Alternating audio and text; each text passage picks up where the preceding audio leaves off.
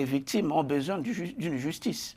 Ceux qui ont commis des crimes, ceux qui ont posé des actes de rébellion doivent être jugés. Et donc, il faut un parquet spécifique pour poursuivre ces gens-là. Voilà là où je voulais en venir. Mais quand vous dites que c'est un droit d'être rebelle dans un État organisé, c'est très grave. C'est le droit de discuter autour de la rébellion. On ne va pas créer un parquet spécial pour ça. Mais en France, c'est un parquet antiterroriste. Oui, mais un parquet antiterroriste. Oui, c'est le droit de discuter autour du terrorisme. Mais non, est-ce qu'il n'y a pas la possibilité... Non, la rébellion, être rebelle, c'est un crime. C'est un crime de haute trahison. Est-ce qu'il n'y a pas la possibilité d'améliorer les systèmes juridiques existants?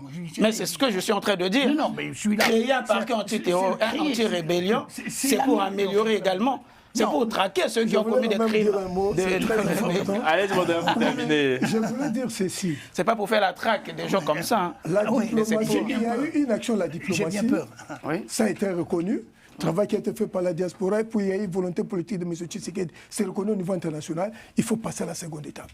Comme Mobutu l'avait dit, vous ne pouvez pas récupérer totalement ce que l'ennemi vous a pris par les armes avec la simple diplomatie.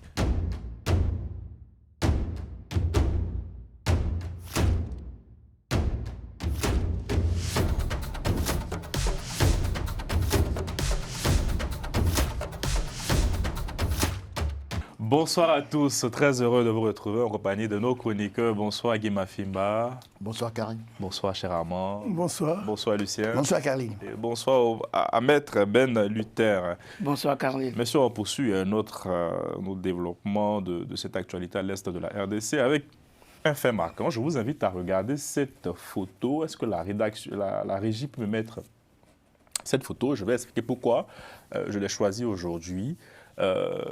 Parce qu'elle intervient, messieurs, dans un contexte... Bon, c'est une ancienne photo, mais c'est le thème de notre première partie, parce qu'il y a un rapprochement qui se fait désormais entre M. Kagame et Vladimir Poutine. Pourquoi? Vous avez vu que ce 19 décembre, les ministres des Affaires étrangères rwandais et russes se sont rencontrés au Caire. Officiellement, ils ont abordé les domaines clés pour le développement des relations traditionnellement amicales. Ils ont réaffirmé leur engagement mutuel afin de renforcer leur coordination au sein des Nations Unies.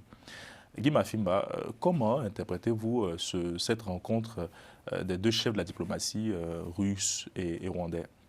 Bon, oui, c'est un fait marquant parce que si vous avez constaté, depuis pas mal de temps, Paul Kagame ne s'est jamais intéressé, a eu un regard sur ce qui se formait au niveau du BRICS, dont l'une des figures marquantes de BRICS, une alliance de Sud global comme on dit, l'une des puissances marquantes, c'est la Russie. Paul Kagame était souvent très distant. Bon. Là, il s'est retrouvé à cette réunion Russie-Afrique à travers un certain nombre de ministres des Affaires étrangères. Et moi aussi, j'ai été surpris de voir cette rencontre bilatérale entre le ministre des Affaires étrangères de la Russie et le ministre des Affaires étrangères. Je pense que cette photo est ancienne, elle date. Donc vous pouvez nous mettre la séquence de jeudi. Voilà. Allez-y, mon doyen, pour pas qu'il y ait confusion. Je pense tout simplement... il faut avoir à l'esprit que, on le dit souvent, on a dit un peu plus depuis pas mal de temps, l'isolement diplomatique de Kagame est criard. Il a beau donner l'impression son isolement est là. Et comme tout stratège, parce qu'il faut le lui reconnaître, il veut redistribuer les cartes en essayant de trouver un contrepoids à la diplomatie, sinon aux États-Unis. Parce qu'il faut dire une chose, il y a 3 puissances impérialistes actuellement qui sont acteurs dans la crise à l'est de la RDC. Je dis bien puissance impérialiste. Toutes les puissances sont impérialistes par définition, j'ai souvent tendance à le dire. Mais souvent, les gens confondent l'URSS et la Russie. Non. L'URSS, c'était une puissance dans le cadre de la guerre froide. Il s'alliait à un certain nombre de pays africains sur des questions doctrinales idéologiques. La gauche, l'émancipation des peuples africains. Mais aujourd'hui, la Russie, c'est une puissance impérialiste comme toutes les puissances. Maintenant, au cœur de la crise à l'Est, et je le dis souvent, la bataille du leadership mondial se joue là. à travers les matières premières, à travers un certain nombre de potentiels à la fois minéral, énergétique et autres.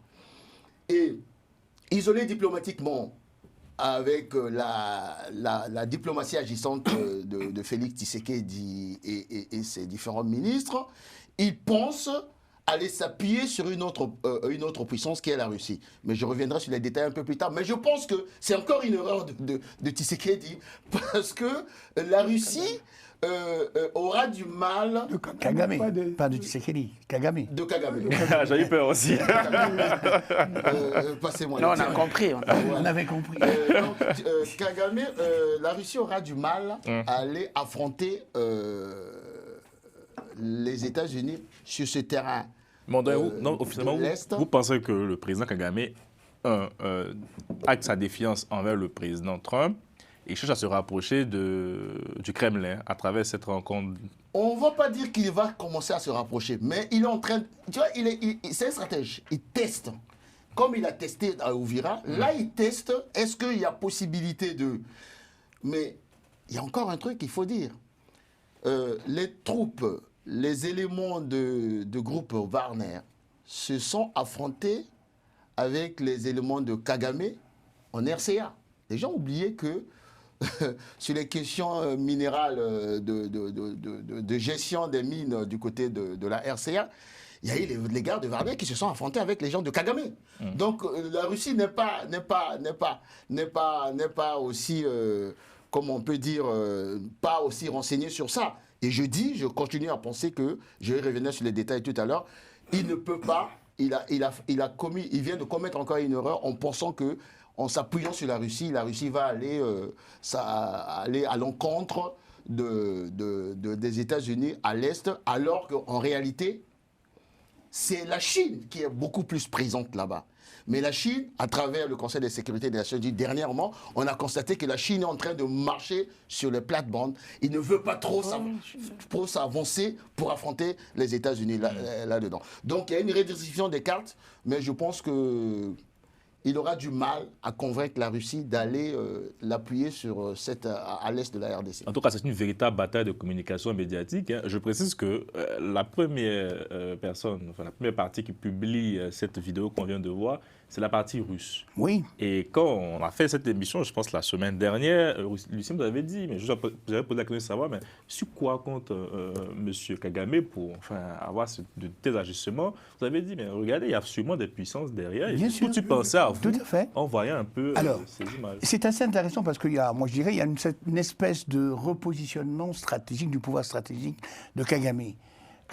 Guy a mis l'accent sur le fait que Kagame est un peu isolé. Il ne s'agit pas d'affronter directement les États-Unis, mais il s'agit de construire d'autres formats de coopération et de cooptation. Alors, il faut savoir que toute l'aide militaire américaine allait vers Kagame, on est bien d'accord. Toute la coopération allait vers Kagame. Or, il se trouve que Kagame est pris, alors on peut le dire, dans un piège diplomatique. De temps en temps, Tshisekedi réussit, voyez. Donc, à l'enfermer dans une espèce de piège diplomatique et il ne peut pas rester tout seul face aux États-Unis. Il est donc obligé de choisir, en effet, quelqu'un qui parle aux Américains, à savoir les Russes. Mais Guy aussi a mis l'accent sur les Chinois. Il faut savoir que la bataille, je dirais, politico-militaire, ça va se faire entre la Russie et les États-Unis, qui aidera le mieux Kagame, mais pas la Chine. La Chine est là pour faire du business. Ça, c'est une première chose. Les États-Unis aussi. Mais sauf que, en arrivant comme ils arrivent, les Russes, ils tendent à dire et à envoyer un message très fort, il faudra compter aussi avec nous. Pour l'instant, il reste tapis, il reste caché. Il n'apporte pas le soutien que Kagame attendrait, un soutien ferme et franc. Ils attendent de voir. Mais il faut quand même savoir que s'ils sont là, il y a les mines, mais pas trop. Je penserais plutôt à des problématiques militaires, de positionnement militaire directement. Alors, on va voir comment les choses vont évoluer. Les Américains regardent ça, mais ils ne vont pas se laisser faire. Regardez encore, je reviens sur ce qui a été dit dans le communiqué qui résume un peu qui relate un peu cette rencontre. On nous parle de coordination renforcer la coordination au sein des Nations Unies. Pourquoi je mets l'accent dessus? Vous savez que le mandat de la MONUSCO a été prolongé. D'une année. Et sous impulsion américaine. Maître. Oui, Carlyle, très rapidement, je crois que je vais réagir sur ce point précis. Je vais peut-être commencer mon intervention en paraphrasant mon doyen Mafimba, qui a toujours l'habitude de dire que le curseur en fait géostratégique a quitté Kigali pour se positionner à Kinshasa. Et là, nous avons la preuve. Nous avons la preuve, le fait que le président Kagame se rapproche de la Russie signifie tout simplement qu'il a déjà constaté son échec sur le plan diplomatique. C'est très clair. C'est très clair. Et surtout, et c'est là que ça va contredire un peu ce que notre doyen Lucien a l'habitude de dire, que la diplomatie américaine est une diplomatie à double jeu. Vous voyez, c'est-à-dire que les États-Unis ont donné à la fois les garanties à Kinshasa et les garanties à Kigali. Or là, on se rend bien évidemment compte que si le président Kagame avait des garanties des États-Unis, il ne se serait pas allé en Russie pour chercher d'autres appuis. Vous voyez, donc aujourd'hui, c'est quoi? Et il suffit, là encore, de voir le congrès du FPR hein, qui a eu lieu il n'y a pas longtemps. Il faut voir le temps avec lequel le président Kagame a parlé, ce qu'il a demandé à ses ministres, ce qu'il a demandé aux Rwandais. On avait l'impression que le Rwanda allait peut-être du jour au lendemain être envahi. Vous voyez? Donc, je pense qu'il y prend garde. Il sait qu'il a déjà constaté son échec, donc il faut se retourner vers une grande puissance pour avoir le contrepoids vis-à-vis des États-Unis. Et là, comme vous le savez très bien, que les Russes, au sein du Conseil de sécurité, disposent donc d'un droit de veto, un droit de veto. Bon, le mandat a été prolongé de la MONUSCO a été prolongé d'une année.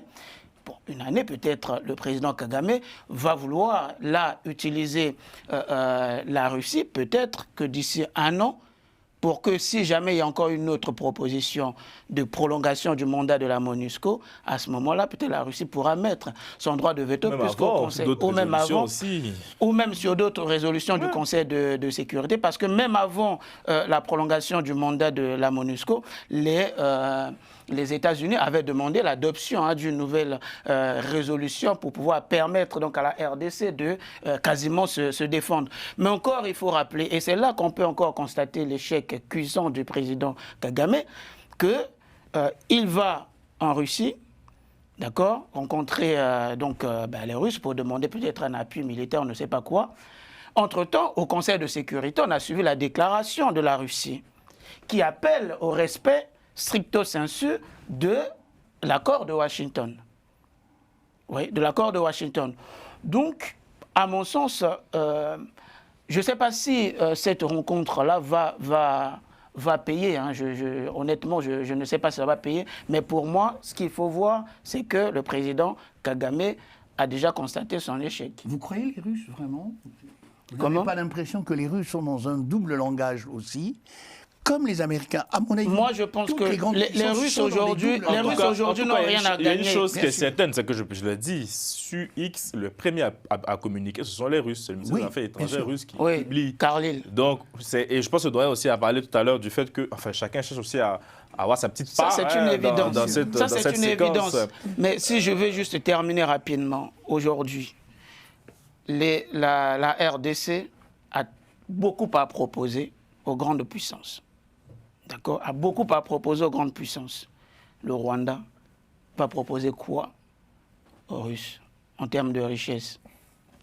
Je crois que c'est politique. Oui, ce que je voulais faire remarquer, donc nous sommes dans une période d'une nouvelle reconfiguration mondiale qui est brutale et désordonnée, parce que le nouvel ordre mondial, c'est un nouveau désordre qui arrive, et la Russie aussi, en tant que puissance, s'affirme dans la nouvelle reconfiguration du monde pour dire la Russie est de retour. Donc la Russie est une puissance qui compte au même titre que les États-Unis, la Chine et les autres. Ça, c'est la première des choses. Mais en ce qui concerne le Rwanda, il faudrait que nous puissions faire une lecture historique. Toutes les résolutions des Nations Unies, depuis que les Nations Unies avaient promulgué le rapport mapping, où étaient listés les crimes qui ont été commis sur les territoires, qui impliquaient le Rwanda, les autorités rwandaises, ougandaises et les autres, chaque fois qu'il y avait une résolution pour condamner fermement le Rwanda, c'était soit les États-Unis d'Amérique, soit le Royaume-Uni, à l'époque, qui s'opposait à toute condamnation directe du Rwanda. C'était ça l'histoire des Nations Unies.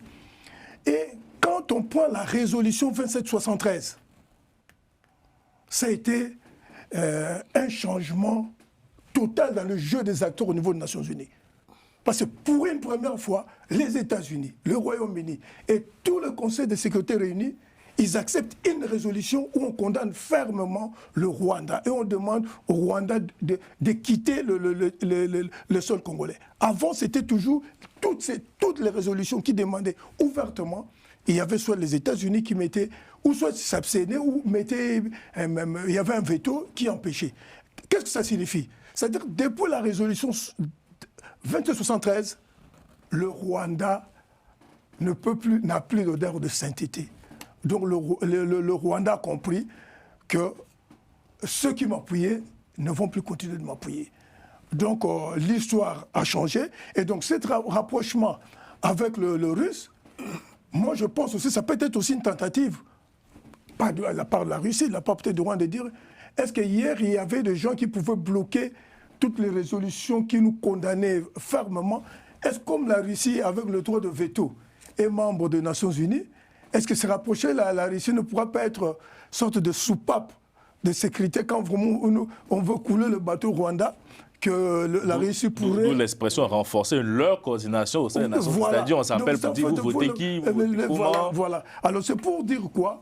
Mais connaissant la Russie, la philosophie russe, je pense que ce sera difficile pour que la Russie puisse vraiment, de manière ouverte, puisse appuyer le Rwanda avec tout ce qui est... C'était un allié vraiment de la Libye, mais à un moment donné, la Russie a fini par voter la résolution. Trois éléments que je voulais apporter sur ces tentatives de rapprochement. Ce n'est pas encore une tentative de rapprochement. Une tentative, Première chose, l'ennemi ou l'adversaire systémique des États-Unis à l'Est, ce n'est pas la Russie, c'est la Chine. Oui. Première chose. Or, le comportement de la Russie a ses zones d'influence, notamment en Europe. Ils ont des points de convergence avec Trump, c'est de casser l'OTAN à la rigueur. Le monde international est vicieux. Aujourd'hui, pour Trump, qui était les États-Unis, qui étaient le parapluie au niveau de l'Europe avec l'OTAN, pour Trump, ce n'est plus mon problème, c'est America First. Et ça rassure qui? Ça rassure Poutine. Ce qui fait que, pour Poutine, tant qu'il ne va pas emmerder les États-Unis et que les États-Unis vont laisser Poutine à désagréger l'OTAN dans sa configuration actuelle, c'est tant mieux. Et le cynisme, ils poussent le cynisme, la Russie. Lorsque Israël attaque l'Iran, pourtant, l'allié de l'Iran, c'est la Russie. Ils ont fermé les yeux quasiment. Qui envoyait les drones à la Russie? Qui était le pourvoyeur des drones à la Russie au regard de la guerre avec l'Ukraine? C'est bien l'Iran. Mais la Russie, même pas une résolution au niveau des conseils de sécurité. Ils n'ont pas osé. Aujourd'hui, le Venezuela est presque en train d'être dans une espèce de blocus. La Russie ne bouge pas, alors que c'est l'allié de la Russie.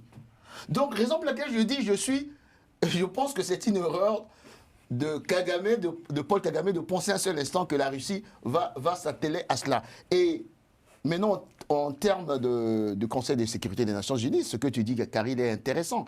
N'oublions pas, dès janvier, la deuxième vice-présidente du Conseil de sécurité des Nations Unies, et ça sera la RDC qui va prendre la vice-présidence. Donc, l'ordre du jour, ils auront un mot à dire. Encore une victoire Tshisekedi qu'il faut reconnaître. Ils ont réussi à installer la deuxième présidence au bon moment. Et là où maintenant on va parler de quoi?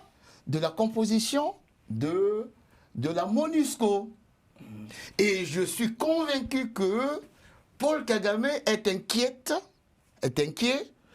sur la nature de la MONUSCO. Est-ce que ça sera une MONUSCO musclée avec une configuration des troupes? Si les troupes viennent de l'Angola, de la Tanzanie Pour la brigade. ou de la Tanzanie, j'ai bien peur qu'il lui arrive ce qui est arrivé à Idi Amin Dada. Ça, c'est encore l'histoire. La France a fait une proposition. Lorsque Idi Amin Dada était en train d'être le facteur d'instabilité, comme l'est aujourd'hui Idi Amin Dada, Paul Kagame, c'est la Tanzanie qui est partie débarquer Idi Amin Dada pour installer Museveni aujourd'hui.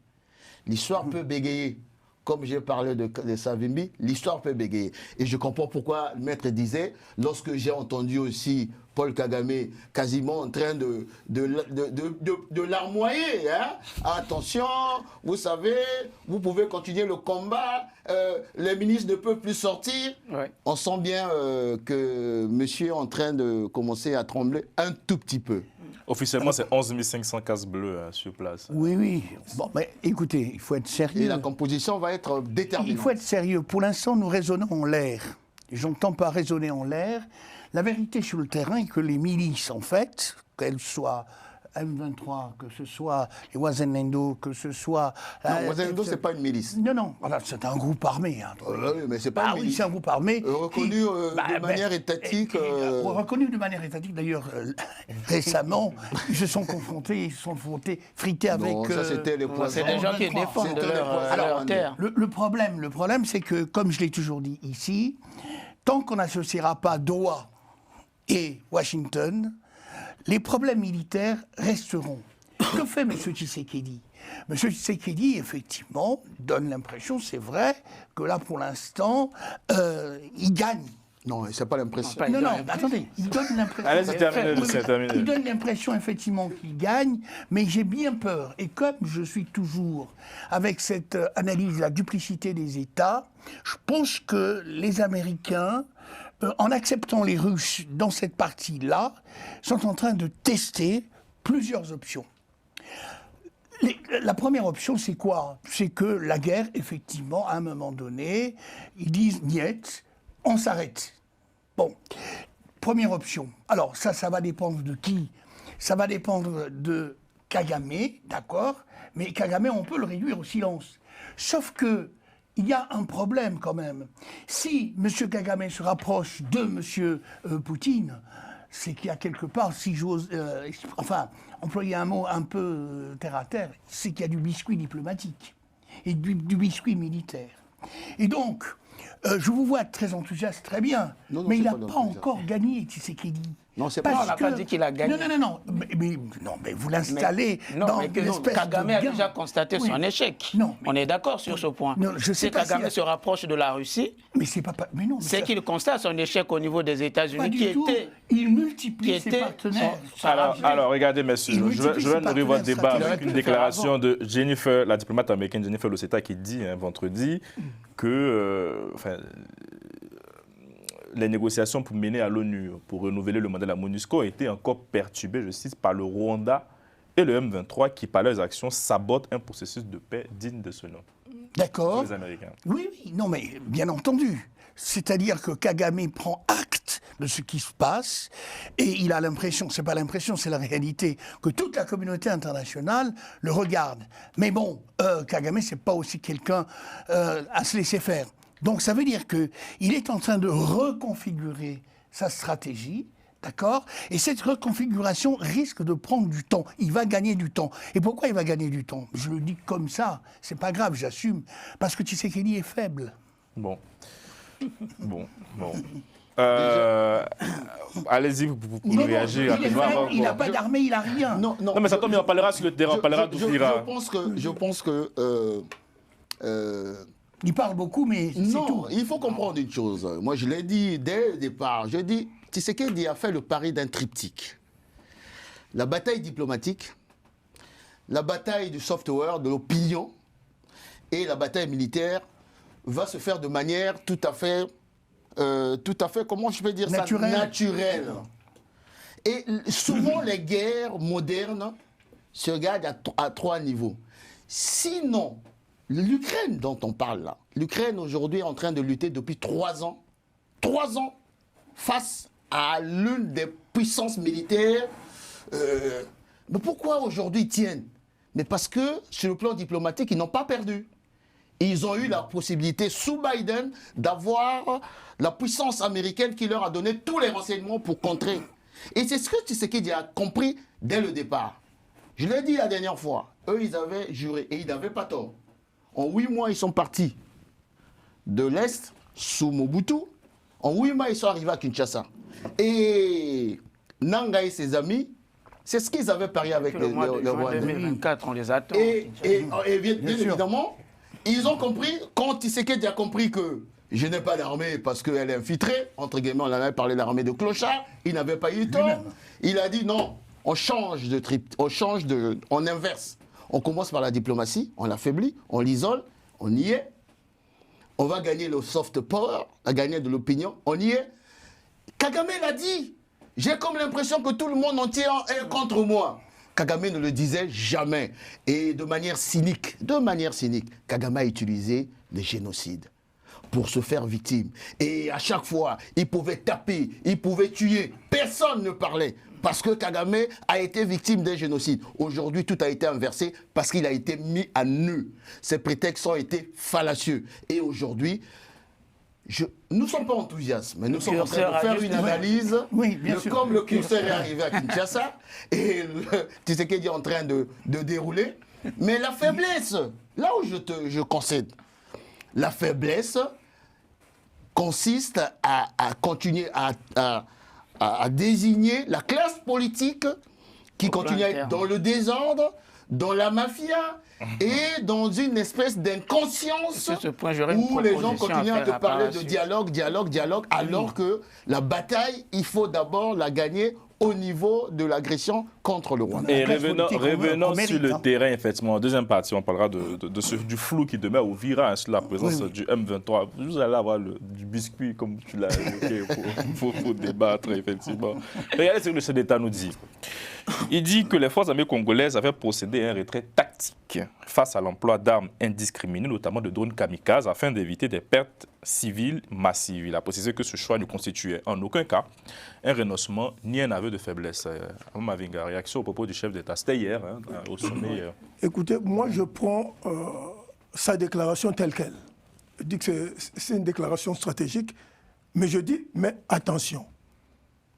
Quand vous avez fait un repli, il faut bien se préparer pour qu'à un moment donné, vous pouvez réagir. Pourquoi? Parce que s'il y a un repli et que le repli n'est pas suivi d'une réaction que j'appelle très intelligente et stratégique, ça deviendra un aveu de faiblesse. Je le veux bien, ils ont compris qu'il y avait ce sont des tactiques qui existent. Quand vous voyez que l'ennemi peut vous surprendre, vous reculez, mais il faut aussi surprendre l'ennemi. C'est-à-dire, qu'est-ce que je veux dire?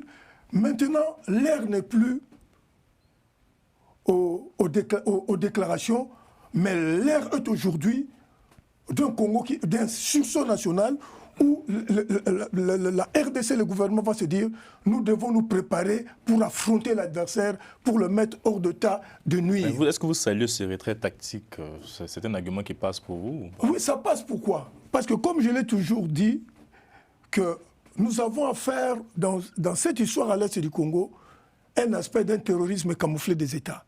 Et quand vous devez réagir face à des attaques qui sont à la fois classiques et terroristes, à un moment donné, il faut replier. Mais quand vous avez replié, c'est ce que je viens de dire, quand vous avez replié, il faut automatiquement commencer à prendre toutes les dispositions pour que l'ennemi ne considère pas ça comme une faiblesse et il va utiliser la même tactique pour vous faire replier. Vous allez replier. À un moment donné, le problème c'est quoi?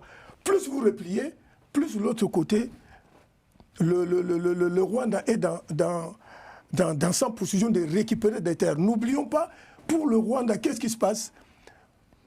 personne ne changera Kagame d'avis. Il faut récupérer l'Est qui appartenait au Rwanda. Et donc, quand on recule pour éviter qu'il y ait de massacres, parce que s'il y avait affrontement avec des drones kamikazes, absolument, il y allait avoir beaucoup de morts.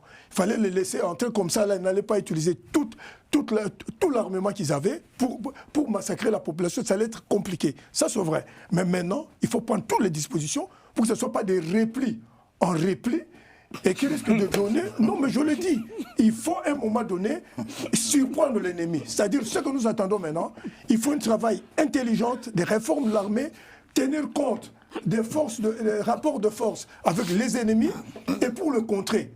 Moi, j'attends donc du gouvernement que nous mettions notre intelligence en action pour contrer l'ennemi. Mais nous avons la capacité, les hommes existent. Le Congo n'est pas pauvre. Les moyens existent. C'est vrai qu'il y a beaucoup de répliques quand même, mon doyen. Oui. Mais c'est ce que je suis en train de dire. Ouais. Les hommes compétents existent, il faut les identifier. Même dans l'armée, nous avons des officiers bien formés. Des Congolais bien formés sont dans l'armée.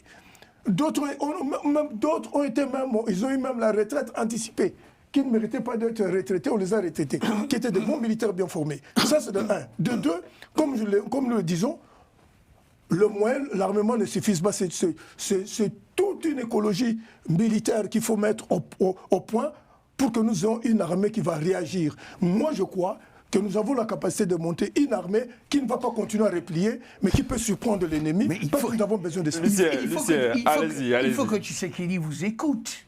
Il a 30% de budget. Oui, mais tout à fait, car il y a eu un partenariat stratégique militaire avec les États-Unis.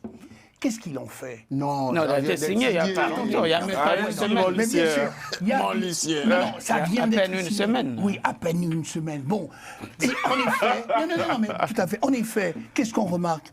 On remarque que le président, bien entendu, est animé par de très bonnes intentions. Il faut libérer absolument la RDC. Mais il n'a pas les moyens de sa politique. Ces moyens, dira Magloire, sont diplomatiques. Mais à un moment donné... Pas forcément. Si, mais à un moment donné, il faut donner l'impression que l'on résiste. C'est quand même incroyable de voir mais bien sûr, les motifs évoqués, ça ne vous convainc pas, j'ai l'impression. C'est un aveu de faiblesse pour vous. Ou pas de repli en repli, comme dit. Moi, j'ai bien aimé l'expression du doyen. On a l'impression que c'est un recul permanent, car rien ne bouge. C'est-à-dire que sur le terrain, à un moment donné, il faut mettre un zoom. Le zoom, c'est qu'on a l'impression que les forces armées de la République démocratique du Congo, sont en permanence en échec face à des milices armées, c'est vrai, par le Rwanda, et encore. C'est pas le Rwanda lui-même, parce que si c'était le Rwanda, l'armée elle-même, qui est nettement plus formée, il faut le dire ici, militairement que... c'est l'armée rwandaise qui est sur le sol congolais. Non, ce sont les milices.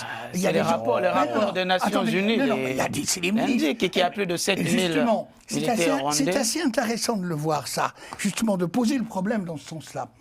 Les Rwandais disent, nous n'y sommes pas. Ce sont les Américains sont quand même les bien renseignés. Ce sont les Tutsis, les mieux renseignés. Les Banyamulenge, les Banyarwanda, qui sont là. C'est ce que le ministre a dit chez France 24. Qui sont sur le terrain. Donc, il y a déjà là un problème réel. Donc, on demande à quoi? On demande simplement à l'armée, en fait, d'être formée. Mais ça ne se forme pas comme ça. Alors, mon ami Guy dira, 18 ans de Kabila a cassé l'armée, etc. Mais il faut être sérieux, ça fait 2 mandats maintenant que le président Tshisekedi est là. Qu'est-ce qu'il dit? Qu'est-ce qu'il fait? Il passe son temps, effectivement, à ameuter les foules mondiales, internationales, en disant, mais vous voyez bien, c'est le Rwanda qui nous agresse. S'il y avait une armée forte, s'il y avait une résistance, mais Kagame ne ferait pas ce qu'il fait. Mafimba, vous avez la parole après. J'ai eu la chance d'avoir accompagné un officier général. Général Yombi Obong. Voilà, exactement. Il m'a appris une chose, un bon officier, c'est celui qui ne sacrifie pas ses soldats et ses généraux. C'est ça un bon officier. Et Sun Tzu le dit dans l'art de la guerre. On peut soumettre un adversaire sans le combattre. L'art de la guerre de Sun Tzu. Et je l'avais déjà émis cette hypothèse-là la dernière fois. Je dis, est-ce que ça n'a pas été un repli tactique? Parce que quand j'ai constaté l'entrée des troupes rwandaises, contrairement à ce que tu dis, ce n'est pas moi qui le dis, ce sont les renseignements militaires américains qui le disent. Ce sont des troupes rwandaises qui sont parties du Rwanda. Les attaques ont commencé depuis le territoire rwandais, des troupes spéciales. Ils ont utilisé des drones kamikazes, l'artillerie et autres. Et Uvira est adossé au territoire rwandais. Et dans l'art de la guerre, lorsque vous avez une base arrière qui est adossée à un territoire qui est hostile, mes chers amis, vous avez deux choix à faire. Ou vous sacrifiez vos soldats, ou vous les laissez faire un repli tactique. Oui, l'opinion de manière légitime peut dire de repli en repli, on va où? Mais la question, c'est de se poser la question. La question, c'est de se dire qu'est-ce que nous avons gagné comme capital? Et je suis très heureux parce que c'est lui le chef suprême des armées et il a donné cette information. Il sait pourquoi il l'a fait. Nous avons même dit la dernière fois. Les troupes burundaises étaient là aussi. Ils se sont repliés, ils ont fermé le territoire. Et cette stratégie a été mise en place, je suis convaincu, avec la complicité des Américains, qui avaient tout pour avoir les renseignements sur les troupes. Et pour les Américains et pour Félix Tshisekedi, l'objectif c'était quoi? De faire commettre l'erreur fatale à Kagame qui continue à pleurer là, de prendre Uvira. 1, 2, de démontrer que ça n'a rien à voir avec la FC M23, d'ailleurs on n'en parle même pas, ce sont les troupes rwandaises. Et 3, lorsque nous allons décider, aujourd'hui, on leur dit de ne même pas sortir d'Uvira, de ne même pas sortir d'aller jusqu'à Kamanyola, à 70 km. Mais mieux, il y a quelque chose encore d'important, je termine par là. Lorsque l'AFDL fonçait sur Kinshasa, qu'est-ce qui se passait? Les populations sortaient, l'AFDL, merci d'être là, de nous libérer. Aujourd'hui, qu'est-ce qui se passe? Ils arrivent à Uvira, 250 000 personnes sortent, vont au Burundi. Vous êtes quoi? Vous êtes des envahisseurs. Ils ont perdu la légitimité de leur combat. Vous faites quoi des Tutsis congolais? Non, là c'est un autre problème.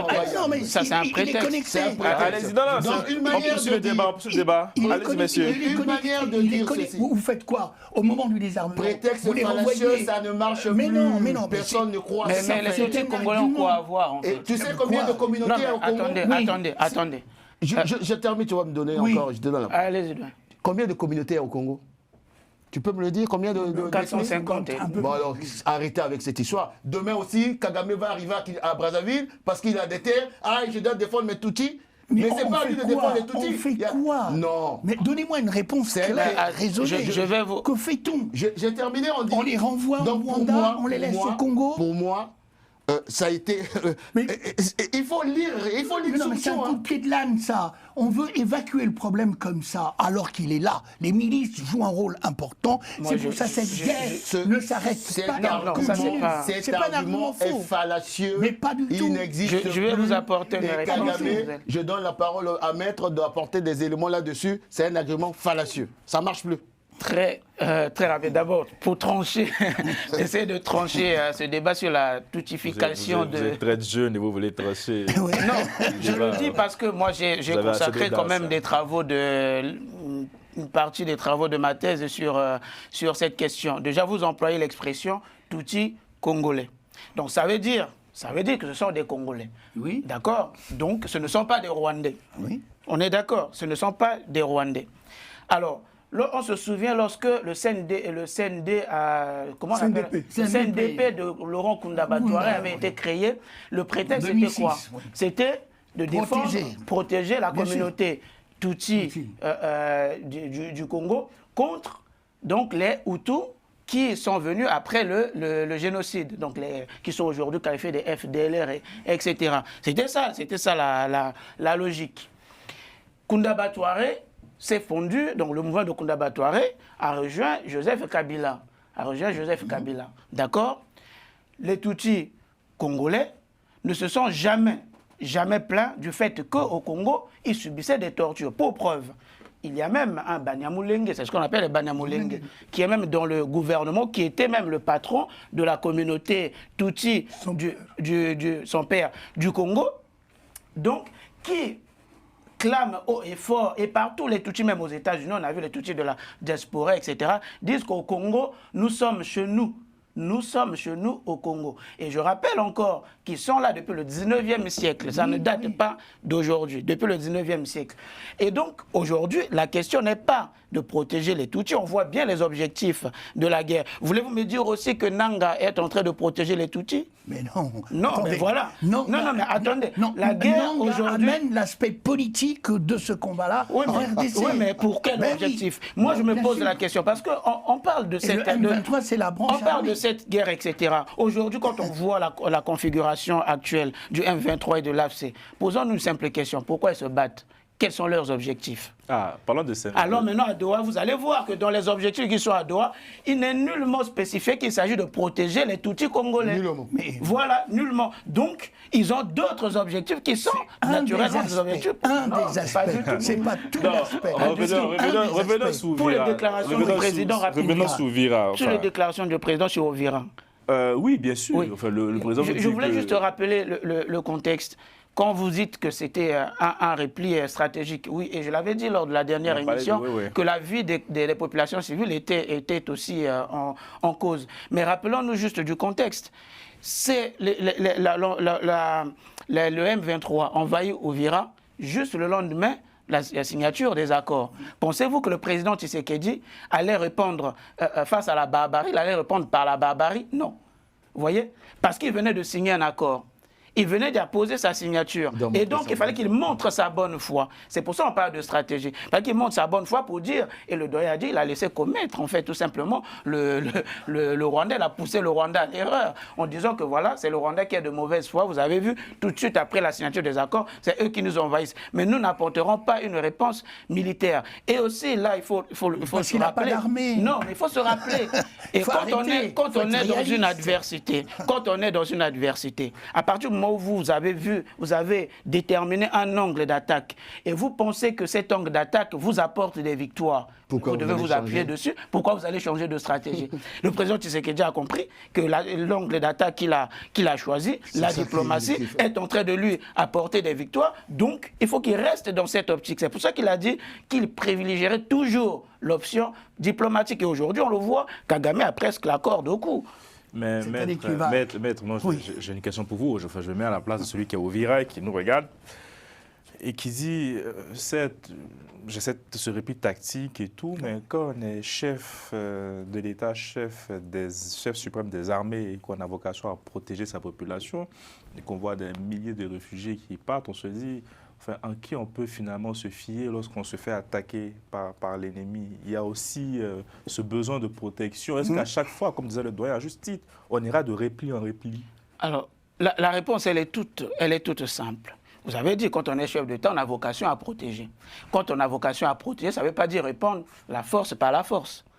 La stratégie fait partie aussi de la protection. Et ce qu'il a fait, il a protégé, il a épargné des milliers de vies. C'est une stratégie. Ils n'ont pas la même manière de réfléchir que vous. Oui, mais justement, si le président Tshisekedi s'était montré belliqueux parce qu'on a envahi Ovira, il faut riposter. Je ne pense pas qu'il aurait été là dans une stratégie de protéger la population. Oui, mais c'est la légitime défense. Mais sauf que qui en pâtit dans cette histoire? C'est la population. Mais pourquoi vous ne voulez pas dire que la RDC n'a pas les armes? Non, mais l'armée est faible, on le sait. L'argument des opposants, et même un de mes confrères qui s'est fait questionner récemment parce qu'il avait accusé frontalement le chef d'État, c'est qu'effectivement, il y a une forme d'impuissance. Et lorsque le président en parle lors de ce sommet, c'est parce que la musique commence à monter un peu petit à petit. Mais il y a l'autre point aussi, c'était de savoir, à travers cette attaque d'Ouvira, par cette prise d'Ouvira, de tester un peu les limites du président. Enfin, au niveau... Moi, je pense par rapport au Vira, il fallait voir d'abord le contexte. On venait juste de signer un accord. C'est vrai que je parle de tester les limites du président, enfin, et puis exister. Mais après, l'armée, oui, on ne peut pas l'ignorer, l'armée est faible. L'armée de la RDC est faible. En dehors de cela, il y a un autre argument. Vous savez, ça fait 30 ans qu'on fait la guerre à l'Est. Et à chaque fois, il y a eu toujours des prétextes, Kunda Ouattara, Félix Tshisekedi, en se disant, moi, mon ennemi, c'est Kagame, il sait que là, c'est la racine qu'il faut déraciner. Mais on ne déracine pas quelqu'un qui a été installé là en 93 au regard à l'époque des objectifs géopolitiques et géostratégiques des USA par hasard. Ça prend du temps. Et pour prendre du temps, il faut prendre du temps. Et je tiens à dire, sous Joseph Kabila et Kabila père, les deux pays envahisseurs, le Rwanda et l'Ouganda, sont arrivés jusqu'à Kisangani. Ils se sont frappés à Kisangani. Ça, personne n'en parle. Mais Tshisekedi, malgré le fait qu'ils ont créé toutes les conditions, ils sont là tout au long du territoire. Ce qui peut être perçu comme faiblesse, mais pour un pays de plus de, je ne sais pas combien de millions de kilomètres carrés, ce n'est pas une faiblesse. Il a réussi à contenir ces gens-là en mettant en place une stratégie au regard. Jusqu'à quand? Attendez, 30 ans de guerre, il a dit je vais déraciner, comme il avait dit je vais déraciner Kabila, tout le monde le prenait pour un faible. Aujourd'hui, Kabila est en train de errer. Avec la trahison derrière quand même, hein? Trahison de qui, du président? Trahison de qui? Bah, tout le monde dit en effet que le président... c'est de la politique. Le président de Tshisekedi, c'est quelqu'un en qui on ne peut pas faire confiance. Alors, si je ramène l'affaire, alors certains disent que non, il y aurait eu un partage de rôle entre Kaméré et lui pour la présidence. Et il se trouverait que comme un boulanger, en fait, Kaméré s'est retrouvé là où il s'est retrouvé, en prison. Et puis bon, pour s'en amender, on l'a mis ministre des Finances et de l'Assemblée, etc. Donc, le problème, quel est le problème fondamental? C'est très bien qu'il y ait la défense du président, c'est que j'ai rien contre. Non, on ne défend pas, on est en train d'analyser. On analyse. Non, on ne défend personne. On est en train d'analyser. Pourquoi il y a un problème? Parce qu'une grande partie de la classe politique n'a pas confiance dans ce que dit le président. Mais parce que là, juste sur ça. Et là, je vais être sévère. Parce que une bonne partie de la classe politique, de la RDC, passe-moi le terme, ce sont des incultes politiques. Ce qui est en train d'arriver, je vais faire le parallèle. Ce qui est en train d'arriver à Félix Tshisekedi, ça va peut-être blesser pas mal de gens. C'est ce qui est arrivé à Pascal Lissouba. Pascal Lissouba, lorsqu'il arrive par les urnes, qu'est-ce qu'il dit? Il se rend compte que Denis Sassou Nguesso, c'est l'homme des Français. Et il estime que mon pays a du mal à décoller parce que le pétrole ne nous appartient pas. Le pétrole appartient à Total qui gère comme il veut autre. Et il impose le contrat de partage de production. Personne n'avait compris ça. Les Congolais ont sacrifié Pascal Lissouba. Comme ils ont sacrifié Marien Ngouabi, qui a été abattu parce qu'il voulait changer les contrats pétroliers. Tshisekedi arrive, il dit, notre pays est quasiment balkanisé et pillé avec la complicité de l'élite politique de la RDC pendant 18 ans, depuis l'AFDL. Il dit, moi, je veux prendre le risque de combattre ce système-là. Mais il y a des étourdis, passez-moi le terme, de la classe politique qui pensent que c'est un problème de Tshisekedi. Non, ce n'est pas un problème de Tshisekedi. On va aujourd'hui remplacer Tshisekedi par une autre personne, il aura le même problème parce que l'objectif, je termine là-dessus, de Kagame et son monde, c'est de ne jamais lâcher l'Est de la RDC. Parce que c'est un problème existentiel. Ils vivent de ça. Oui. Avec des dimensions anthropologiques, historiques et autres. Il faut juste voir comment il a... D'ailleurs, il y a même des indiscrétions qui sont sorties là, sur l'affaire Nanga. Nanga, c'est un problème de carré minier. Oui, il avait dit lui-même. Il a dit lui-même, c'est un problème de carré minier. Mais Tshisekedi a dit non, c'est fini cette histoire de carré minier là qu'on donne jusqu'en Afrique du Sud, jusqu'au Congo, jusque partout. Et Joseph Kabila a mouillé toute la sous-région, toute l'Afrique. Raison pour laquelle il fallait laisser Kagame faire ce qu'il veut. Tshisekedi a dit, s'il faut mourir, je vais mourir. Et le risque, c'est ça. Hein. Demain, ils vont regretter Tshisekedi. Je ne suis pas en train de défendre Tshisekedi. Je suis en train de faire une analyse par rapport à ce qui s'est passé chez moi. Aujourd'hui, les Congolais sont en train de regretter, beaucoup sont en train de regretter Pascal Lissouba, parce qu'il a eu à aller à l'encontre de cette prédation du pétrole congolais avec la complicité des Je ne sais pas si on peut superposer ce qui s'est passé. J'ai fait exprès de vous laisser poursuivre, Lucien, parce que je m'attendais à ce que vous alliez un peu plus loin sur le compromis à l'africaine. C'était ce que je voulais entendre de votre part, lorsque vous avez parlé de trahison. En fait, pourquoi je le fais à dessein, parce que je pense que notre dernière émission s'était arrêtée sur le cas Chadari. J'ai même suivi un édito derrière qui m'a valu, en tout cas, certains mots gentils des kabylistes. Mais je pense collectivement, on ne cessera de le dire, il faudra une remise en cause de toute la classe politique dans son ensemble, parce qu'aujourd'hui, c'est un point de clarification vachement intéressant et important pour tout le monde. Sur ce plateau, enfin, nous, on ne confond pas les choses. On est dans une posture très claire. On ne confond pas l'agresseur et l'agressé. Cela ne fait pas de nous des membres de l'UDPS. Donc bon, j'entends bien les questions de trahison, et vous savez très bien, Dieu sait très bien, les 2 émissions que nous avons fait, même 4 émissions, 2 sur Constant Moutamba, 2 sur Vital Kamerhe, on a été très tranchant avec la majorité présidentielle. On n'a pas ménagé nos mots sur ce plateau. Donc bon, moi j'entends les kabylistes et tout, et d'autres opposants au président qui viennent nous accuser d'être membres du parti présidentiel. Mais enfin, défendre la RDC, est-ce que c'est être membre du parti présidentiel? Non. J'aimerais que chacun désormais se positionne dans quel camp se trouvent les acteurs politiques congolaises et congolais. C'est très important. Après, le débat politique interne, il viendra. Je pense que, je le dis à juste titre sur ce plateau, chacun a eu des positions assez fortes. J'invite à aller regarder les émissions sur Constant Moutamba et sur Vital Kamerhe. Il ne faut pas faire d'amalgame entre un combat existentiel. C'est leur pays que nous défendons sur ce plateau. Ce n'est pas un camp. Bien sûr. Enfin, je pense parce que ça commence à bien faire ces accusations.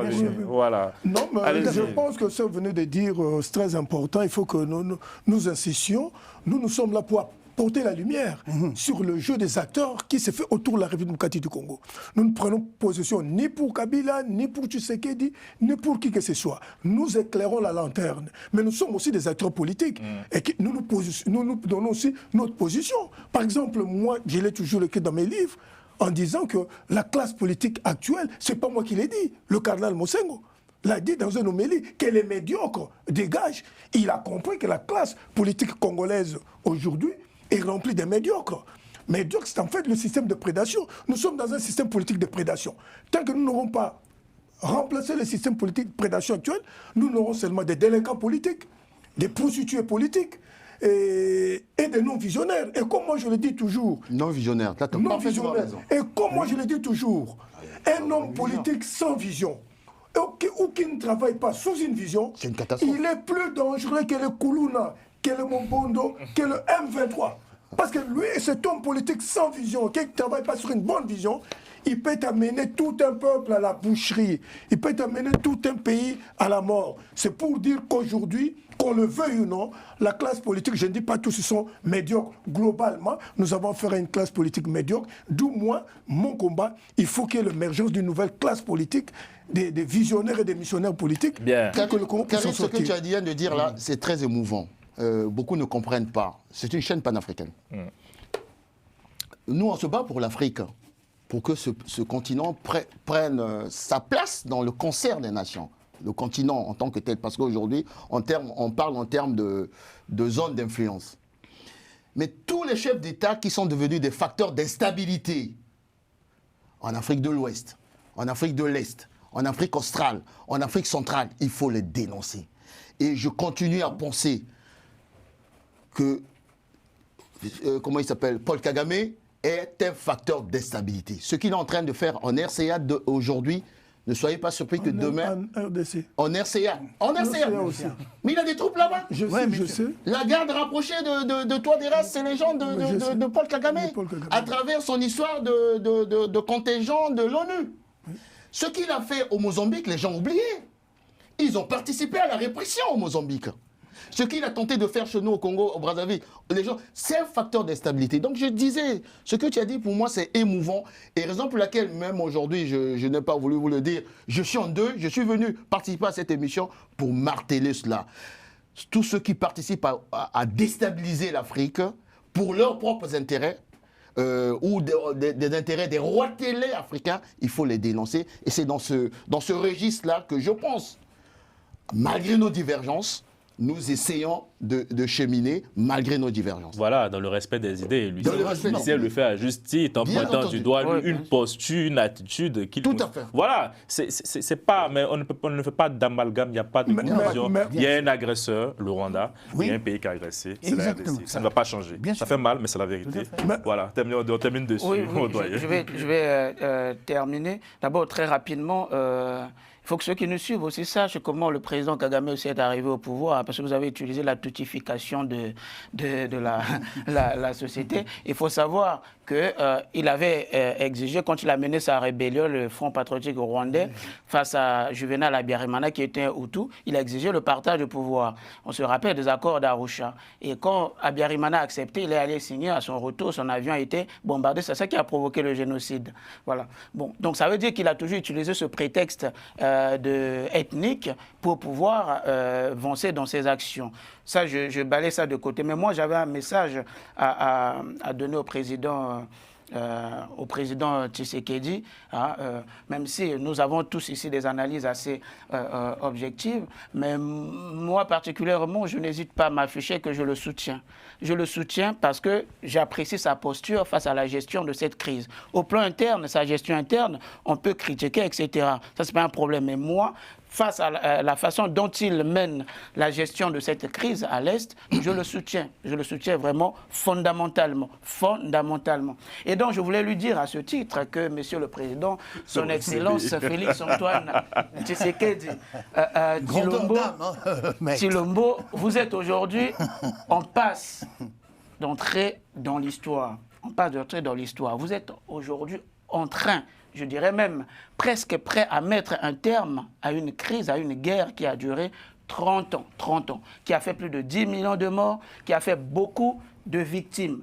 Certains vous ont traité de tous les mots, etc. C'est pas grave.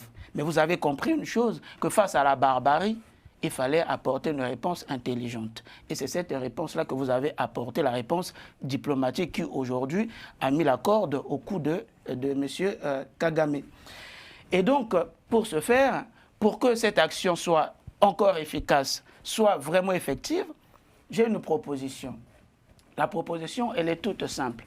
C'est, je ne sais pas si ça existe déjà, c'est de créer un parquet anti-rébellion. De créer un parquet anti-rébellion, parce que quand on voit même au niveau de la classe politique congolaise, on a des opposants qui se disent sont opposants, sont des politiques, etc. Et puis le lendemain, ils prennent position en faveur des rebelles ou ils rejoignent la rébellion, etc. Créer un parquet anti-rébellion.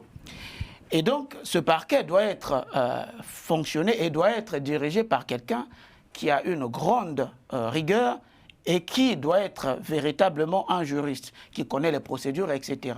Et c'est pour cela, Monsieur le Président, que je plaide en faveur de la libération de Constant Moutamba. Vous le nommez à la tête de ce parquet anti-rébellion. À la tête de ce parquet anti-rébellion. Il aura pour mission de traquer tous les rebelles. Parce qu'on parle aujourd'hui de la paix. On n'est pas en Chine, attendez. Non, mais attendez, je termine mon message. On n'est pas en Chine. Laissez-le terminer. C'est quoi ça? Allez-y, Ben. Laissez-moi avancer. Laissez-moi, je vous dis, j'ai pas terminé. Allez-y, Tenez des Ben. lampadaires, là. Non, Excusez-moi. non, mais j'ai pas terminé. C'est J'ai pas dingue. terminé. C'est fou. Non, c'est pas fou. En France, il y a un parti antiterroriste. Terminé. Ils sont libres d'être en rébellion. Ils sont libres d'être... Oh non, C'est très grave ce que vous dites. Mais laissez-moi terminer, après vous allez réagir, Lucien. C'est très grave ce que vous dites. Vous encouragez les gens de commettre des crimes, de renverser les institutions. Mais c'est ce que vous dites, ils ont le droit d'être des rebelles. Non, la rébellion, c'est pas... Il ne faut pas confondre la rébellion avec la... Laissez-moi terminer. Il ne faut pas confondre la rébellion avec la diversité de l'opinion politique qui est un droit fondamental. Et donc, je disais, créer un parquet antiterroriste. Nommer Constant Moutamba à la tête de ce parti. Donc, il faut le gracier, vous le libérez, vous le nommez à la tête de ce parquet. Pourquoi? Parce qu'aujourd'hui, on parle de la paix. On parle de la paix, etc. Qu'est-ce qu'on négocie à Doha? La réinsertion des rebelles. Qu'est-ce qu'on négocie à Doha? L'amnistie. Mais les victimes ont besoin d'une justice. ceux qui ont commis des crimes, ceux qui ont posé des actes de rébellion doivent être jugés. Et donc, il faut un parquet spécifique pour poursuivre ces gens-là. Voilà là où je voulais en venir. Mais quand vous dites que c'est un droit d'être rebelle dans un État organisé, c'est très grave. C'est le droit de discuter autour de la rébellion. On ne va pas créer un parquet spécial pour ça. Mais en France, il y a un parquet antiterroriste. Oui, mais un parquet antiterroriste. Oui, c'est le droit de discuter autour du terrorisme. Mais non, est-ce qu'il n'y a pas la possibilité... Non, la rébellion, être rebelle, c'est un crime. C'est un crime de haute trahison. Est-ce qu'il n'y a pas la possibilité d'améliorer les systèmes juridiques existants? Mais c'est ce que je suis en train de dire. Non, mais celui-là... Créer un parquet anti-rébellion, c'est pour améliorer également. C'est pour traquer ceux qui ont commis des crimes. Allez, vous terminez. Je voulais dire ceci. C'est pas pour faire la traque des gens comme ça. La diplomatie, il y a eu une action de la diplomatie. J'ai bien peur. Ça a été reconnu. Travail qui a été fait par la diaspora, et puis il y a eu une volonté politique de M. Tshisekedi. C'est reconnu au niveau international. Il faut passer à la seconde étape. Comme Mobutu l'avait dit, vous ne pouvez pas récupérer totalement ce que l'ennemi vous a pris par les armes avec la simple diplomatie. C'est ce que Mobutu nous a dit. Ça signifie quoi? Nous avons gagné une première bataille, mais pour que cette bataille devienne une victoire, c'est impératif. Nous devons construire la grande intelligence militaire avec des structures militaires, une grande non, mais ça c'est militaire, mais la justice, vous pensez aux victimes? La justice, oui. Ça passe au second plan. Ça passe au second plan, à votre avis. Un dernier mot. Il faut vraiment construire cette force. Quand l'opposant se lève comme ça, rejoint la rébellion, c'est trop facile. Il faut une justice forte. Il faut construire cette force-là. Il y a toujours des jurisprudences. Je pense que ce pays a trop souffert pour que je puisse souscrire à une réflexion. Absolument, la justice, oui. À une réflexion où la justice va mettre en place, comme ici. Le parquet antiterroriste est arrivé parce que la France a découvert ce que c'est que le terrorisme. Donc on doit réfléchir aussi parce que de Kounda, je ne sais pas quoi, tous ceux qui ont tué, pillé, ces gens-là, il y a un seul qui vient d'être condamné là, à 30 ans là, en France. Le parquet antiterroriste, pour ne pas dire... Tu parles de la haute intelligence. C'est cela aussi. Ben voilà. Donc, il faut réfléchir sur ça. Je pense que c'est une réflexion qui est intéressante. Je termine sur une réflexion aussi. Je pense que pour ce pays pivot, comme je l'ai aujourd'hui, il nous faut, et ça va intéresser, je crois, Lucien, il faut mettre en place un fight tank du bassin du Congo. Bassin du Congo, un fight tank avec toutes les intelligences pour faire de la prospective. Parce que nous sommes un pays, là où je te rejoins aussi, pourquoi il y a le désordre? Parce qu'on a le bout du nez. On regarde seulement ce qui arrive demain. Oui, mais il faut se projeter dans 10 ans, 15 ans, 20 ans. Merci. Donc la proposition d'un fight tank, bassin du Congo, je pense que les intelligences de toute l'Afrique vont se retrouver. Tout à fait, on parlé la fois passée. Merci beaucoup, messieurs. Merci. Merci à Moustapha Kanté. En tout cas, le débat, poursuivez le débat chez vous à la maison. Nous aussi, on le poursuivra en off avec beaucoup d'amour, rassurez-vous. Le groupe vit bien. Bonne soirée.